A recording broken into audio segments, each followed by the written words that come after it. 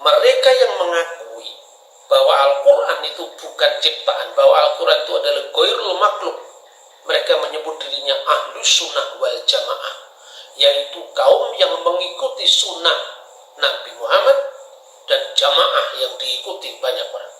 Begitu.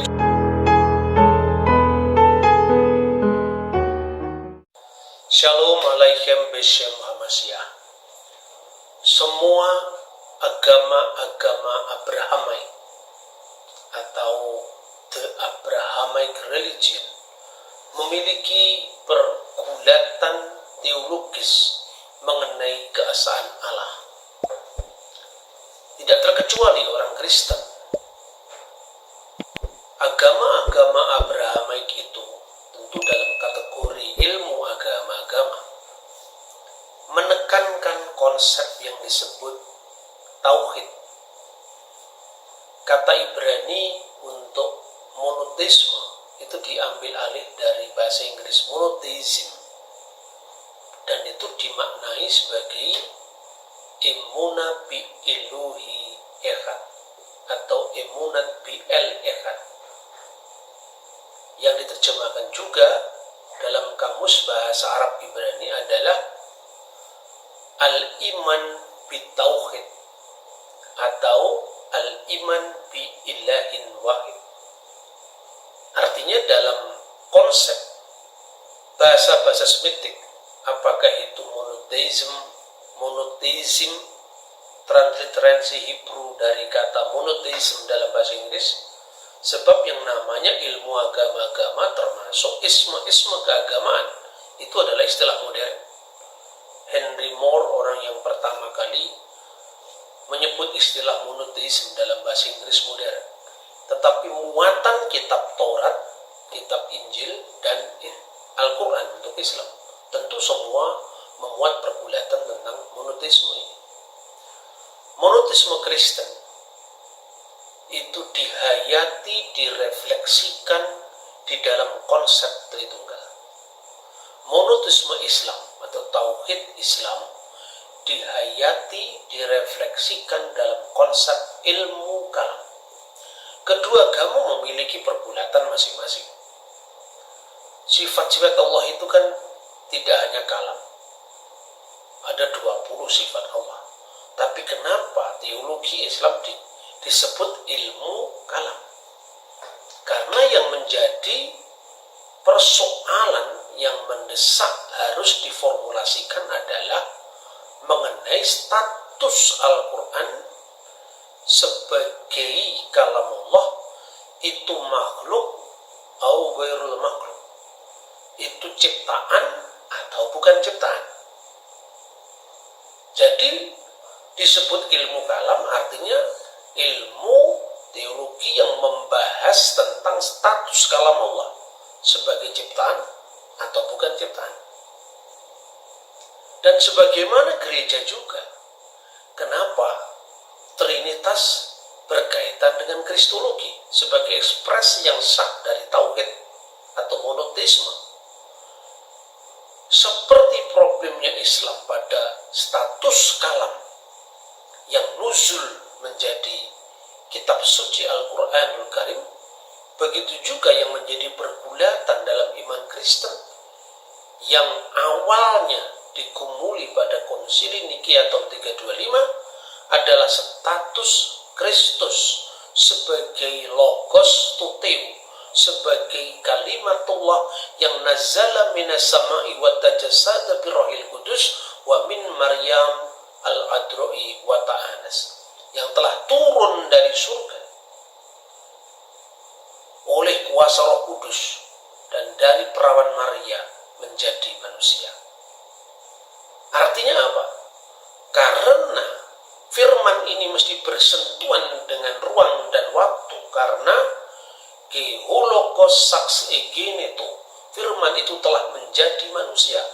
Sebagaimana dalam Islam juga nazala alaikal kitaba bil haq, Allah yang telah menurunkan ke dalam kalbumu ya Muhammad firman Allah dengan kebenaran, kitab Allah ini dengan kebenaran. Jadi fokusnya pada status firman, status kalam Allah dalam Islam, status kalimat Allah dalam Kristen, makhluk atau bukan makhluk. Maka konsili Nikea menegaskan bahwa aku percaya kepada satu Tuhan, yaitu Yesus Kristus, wa bir Rabbin wahid, Yesu al-Masih ibnullahul wahid, dan percaya kepada satu Tuhan yaitu Yesus Kristus, anak Allah yang tunggal, al-mauludu minal ab qabla kulli dhuhur, yang dilahirkan dari Bapa sebelum segala abad, ilah dari ilah, atau sembahan dari sembahan, nur dari nur, nur min nur, ilahun hakun min ilahin hakin, mauludu ghairil makhlukin, nur yang memancar dari nur, Allah yang sejati yang keluar dari Allah yang sejati, dilahirkan, tidak diciptakan. Sama atau paralel dengan hasil dalam ilmu kalam Islam, bahwa firman telah menjadi atau turun dalam bentuk kitab suci Al-Quran. Dan Al-Quran itu bukan makhluk, sehingga di dalam ajaran Ahli Sunnah wal Jamaah, man qala innal Quran makhluk fahuwa kafir. Barang siapa yang mengatakan Al-Quran itu adalah ciptaan, artinya Al-Quran sebagai firman Allah itu ciptaan, maka dia adalah kafir. Nah, saudara-saudara, perbandingan ini sangat penting dalam kita memahami agama lain secara jujur. Dan pendekatan dialogis yang seperti ini sudah disampaikan oleh Profesor Muktiali, kemudian Dr. Said Husin Nasir, dan banyak para ahli sekarang ini. Nah, saudara yang terkasih dalam Tuhan, bagaimana Trinitas mengekspresikan tauhid atau keesaan Allah?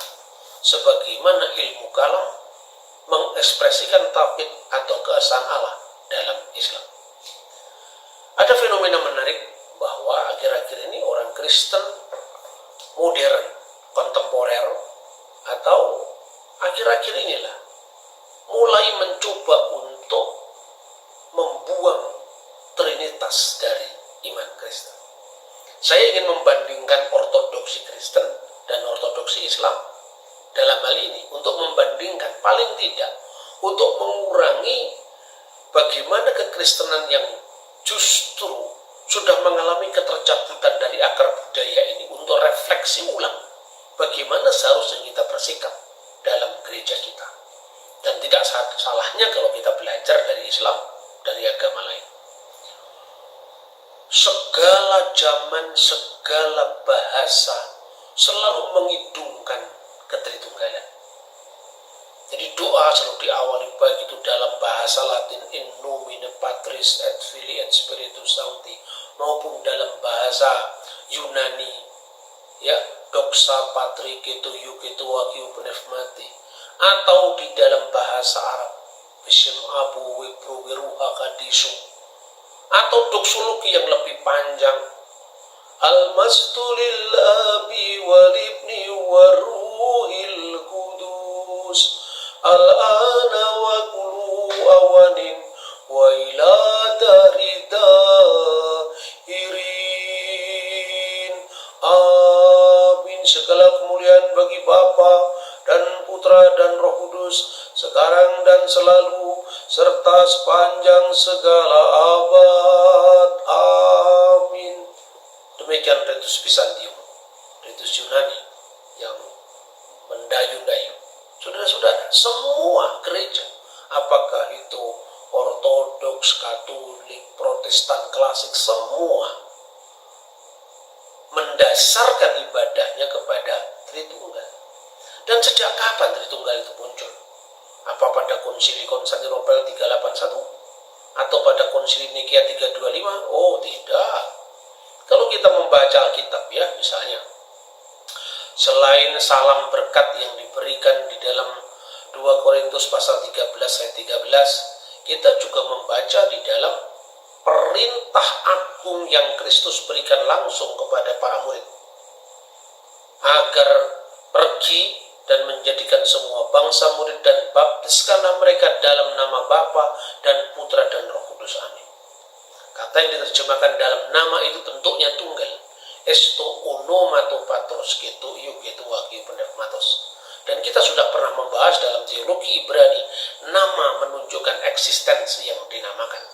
Karena itu di dalam misalnya kitab Zakaria pasal 14 ayat 9. Di sana disebutkan dengan jelas bahwa pada waktu itu Tuhan adalah satu-satunya dan namanya adalah satu-satunya.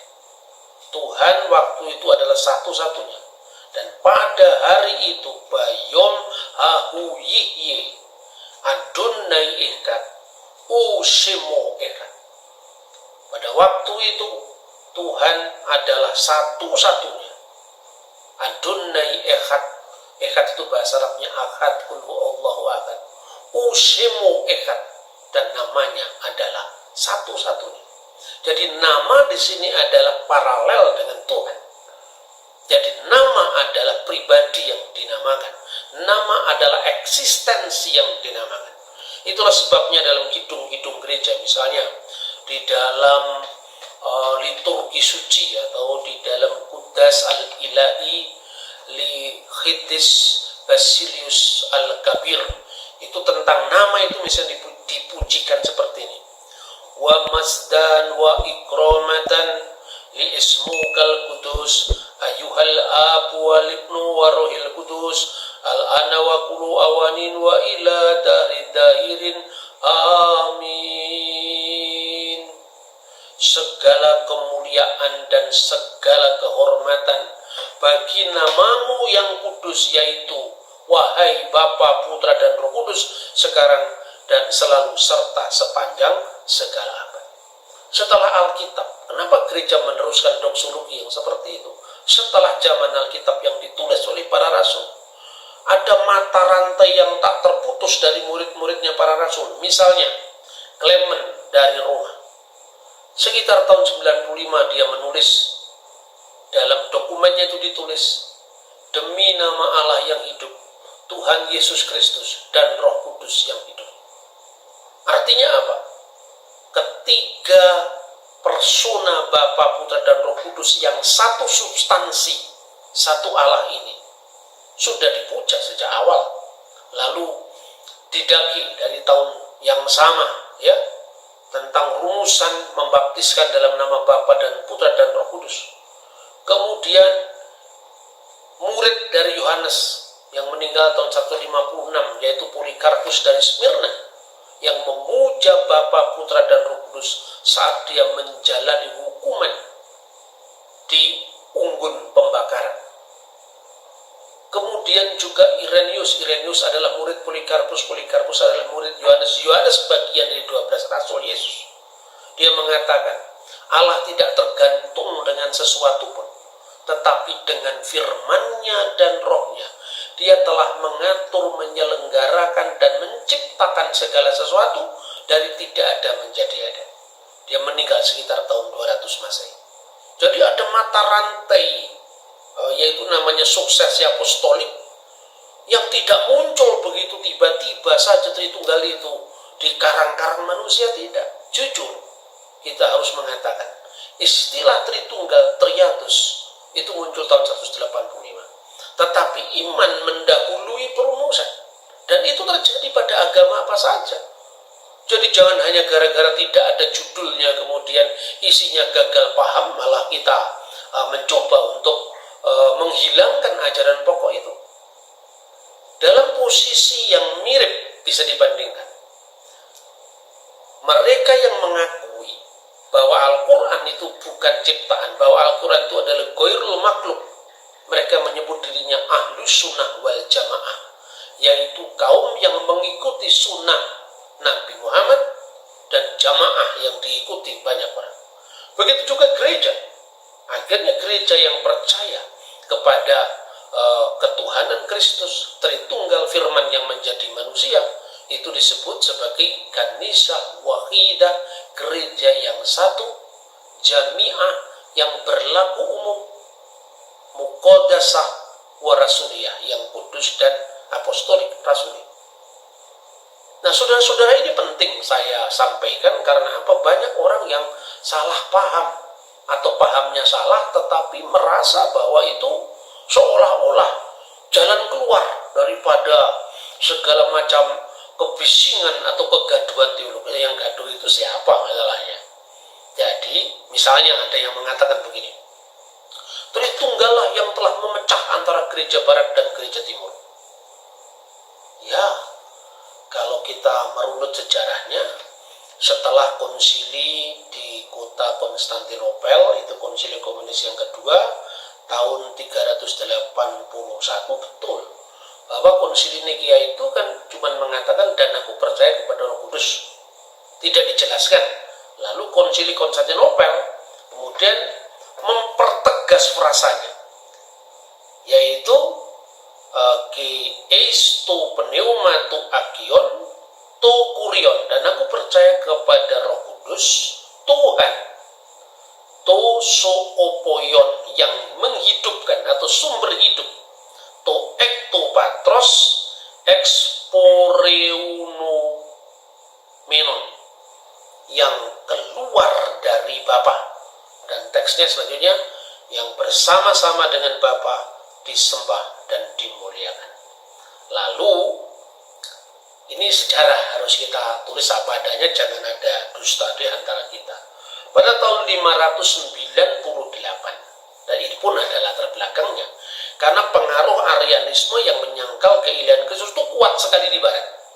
Maka di Barat ada kecenderungan kalau Roh Kudus hanya keluar dari Bapa tanpa memikirkan Bapa itu maksudnya eksistensi yang tunggal itu, maka ditambahkan keluar dari Bapa dan Putra, sebab kalau hanya keluar dari Bapa seolah-olah ada subordinasi dalam Tritunggal.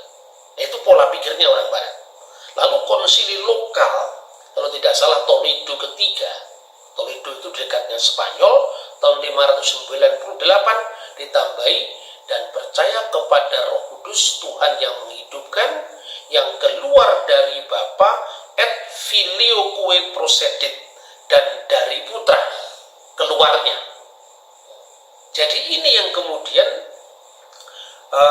pertama-tama Paus Leo sangat menentang tambahan ini, tetapi kemudian karena faktor-faktor lain juga, pada tahun 1054 perpecahan gereja barat dan timur tidak terhindarkan, akhirnya dikenal dengan The Great Schisma besar. Gereja timur kemudian menjadi gereja ortodok timur, dan gereja barat menjadi gereja Katolik Roma. Ini fakta yang tidak bisa ditutup-tutupi. Tetapi apakah karena perbedaan barat dan timur kemudian Trinitas harus bubar? Coba bandingkan. Apakah dalam ilmu kalam Islam khususnya dimotori oleh 3 tokoh utama yang penting? Yang pertama Imam Abu Hasan al-Asy'ari, yang kedua Imam al-Maturidi, dan ketiga Imam Ibnu Hambal, sekaligus ada seorang ahli hadis. Katakanlah 2, yang pertama saya sebut Imam Asy'ari dan Imam al-Maturidi berbeda dalam beberapa hal, termasuk tentang hubungan antara sifat Allah, termasuk kalam atau firmannya, dengan zatnya atau dengan substansinya. Asy'ari memegang pandangan untuk menghadapi kelompok Mu'tazilah, mirip dengan Arius di Kristen, yang menyangkal bahwa firman itu tidak tercipta. Dia mengatakan apa? Bahwa sifat Allah itu la huwa wa la ghairu. Sifat Allah itu tidak sama dengan dia, ya, tapi tidak juga beda dengan dia. Itu Imam Asy'ari. Tetapi Imam Maturidi mengatakan bahwa tidak ada sesuatu ya kecuali sifat itu bukan lain dari esensi Allah atau dari zat. Ini jelas berbeda. Dalam hal ini Imam Al-Maturidi lebih dekat dengan Mu'tazilah, tetapi bedanya dia mengakui eksistensi sifat Allah. Kalau di dalam Mu'tazilah kan Allah melihat dengan zatnya, Allah berkuasa dengan zatnya atau dengan substansinya. Jadi penyangkalan sifat Allah.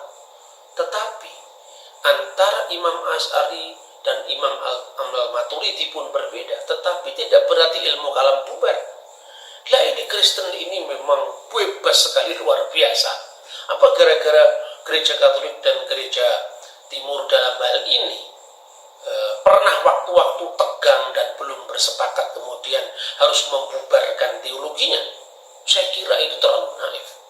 Apalagi kalau kita melihat perkembangan, bukan hanya dilestarikan dalam konteks liturgi, baik itu ini ortodok ya ini buku-buku liturgi dalam bahasa Arab, ini dalam bahasa Aramaik ya, Kurbuno Katisu, ini kitab Tuhfatul Turkiyah fi Sholati Fardiyah di gereja ortodoks Syria, atau ini ada liturgi suci dalam bahasa Yunani yang tadi saya baca Doxa, Patri, gitu Penikmati dan seterusnya.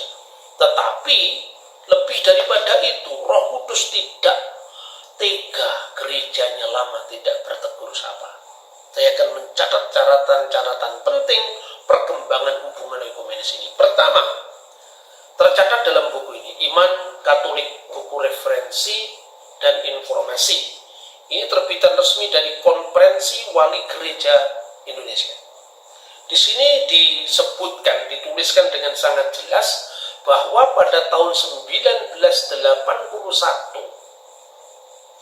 Paus Yohanes Paulus II dalam rangka 1600 tahun konsili Konstantinopel, dia mengunjungi Patriark Ortodok, mengunjungi Konstantinopel, dan beliau mengatakan bahwa dialog antara Ortodok dan Katolik masih terus bisa dilaksanakan dan dikembangkan ke arah masa depan.